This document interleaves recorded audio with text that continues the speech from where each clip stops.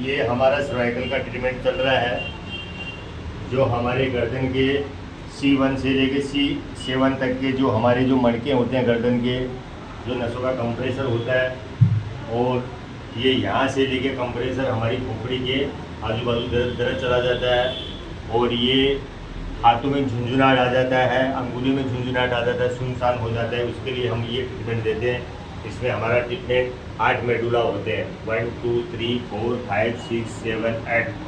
फिर ये left side हो गया, फिर ये राइट साइड हो गया। ये हमारी वर्कस नस है जो कान के नीचे से लेकर कंधे तक आती है, मोटी नस, उसके ऊपर हम लोग ये ट्रीटमेंट इस्तेमाल करते हैं। 1 2 3 4 5 6 7 8 पॉइंट होते हैं। उसके बाद में हमारा जो खोपड़ी का जो लेफ्ट एरिया से जो अपना नकनेस है वहाँ से पॉइंट शुरुआत करते हैं, फिर इसको कंधे तक यूँ लाते हैं, फिर पीछे से हम शोल्डर, जो जहाँ पे शोल्डर ख़त्म होता है वहाँ तक लेके जाते हैं। ये पूरा राउंड हमारे नकलेस से शुरुआत होता है और हमारे जो शोल्डर प्लेट है वहाँ तक एंड होता है। ये हमारे जो टच से टच राउंड चलते हैं, और ये राउंड इतना स्लो भी नहीं चलते हैं, इतना फास्ट भी नहीं चलते हैं, एकदम नॉर्मली चलते हैं, यूँ करके धीरे धीरे धीरे धीरे। सामने वाले को ऐसा महसूस ये कि वाह क्या ट्रीटमेंट मेरा हो रहा है। ना तो हाथ अंगुलियों पे नाखून होना चाहिए, ना अंगुलियों का दबाव होना चाहिए, प्रेशर एकदम नॉर्मल धीरे धीरे होना चाहिए। फिर धीरे धीरे धीरे धीरे हमारी पूरी खोपड़ी का चारों तरफ ये पॉइंट चलता रहता है।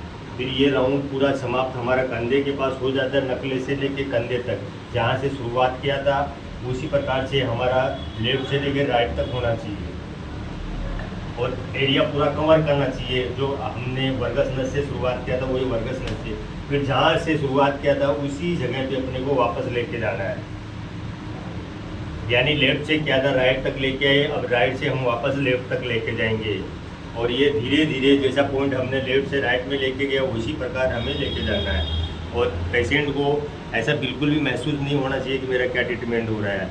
पेशेंट चाहे लेडीज हो या जेंट्स हो, सप्लाई हमें बराबर सेम रखनी चाहिए। धीरे धीरे हमें चलता रहना चाहिए, और ये पॉइंट उसी प्रकार से चलना चाहिए जिस प्रकार से तुम्हारा शुरुआत पॉइंट हुआ था अंगुलियों का, उसी प्रकार से।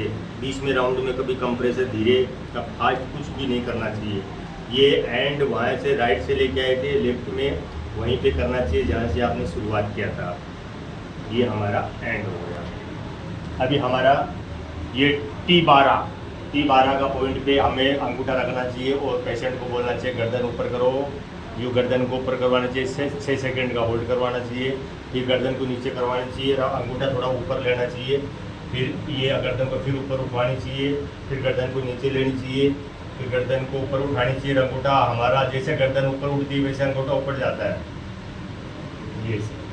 फिर हमें 4 से 5 बार ऐसा करना चाहिए, फिर लेफ्ट राइट करना चाहिए, यूँ लेफ्ट राइट धीरे धीरे करना चाहिए। अंगूठा भी हमारा ऊपर चलते रहेगा, तो T1 T2 तक आके हमें कंप्रेसर दे देना चाहिए थोड़ा बहुत। फिर हमारा जो नकलेस एरिया है खोपड़ी का, जहाँ पे शुरुआत होती है C1 से लेके, धीरे धीरे ऐसा लाना चाहिए। ये परेशानी मेरी माता बहन को, लेडीज़ों को ज़्यादा होती है, मेल में कम होता है, फीमेल में ज़्यादा होता है।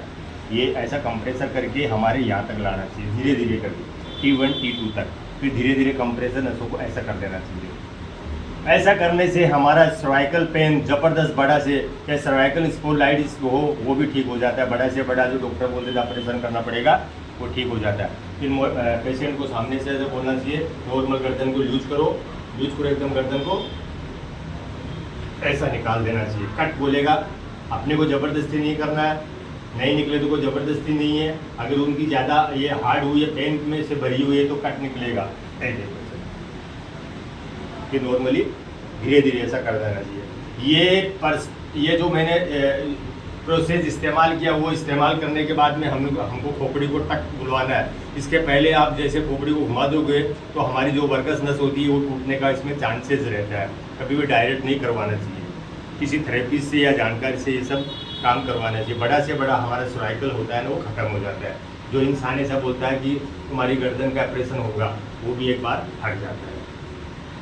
फिर दूसरा, पेशेंट के सामने होना चाहिए और हमारी वर्गस नस के पास में अंगूठा रखना चाहिए, और पेशेंट को बोलो धीरे लूज रखो, ऐसा नॉर्मल ऐसा रखना चाहिए, ऐसा बस। तो यहाँ का जो कंप्रेसर है ना एकदम ओके हो जाता है। और उसके बाद पेशेंट को बोलो 10 बार ऐसा करो, चलने दो, एक नहीं ऐसा नहीं, मैं जैसा बोलूँगा वैसा करो, 2 करो, 3 करो, 4 करो, 5 करो, 6 करो, 7 8 9 ये 10 राउंड पूरे हो जाने चाहिए, ताकि यहाँ एरिया जो अपना गैस से भरा हो रहता है वो ठीक हो जाता है। उसके बाद में जो हमारे साड़ी के ऊपर का जो ये एरिया, इसको धीरे धीरे ऐसा कर देना चाहिए। पेशेंट को ऐसा महसूस होएगा, वाह क्या रिलीफ मिला। ऐसे करना है।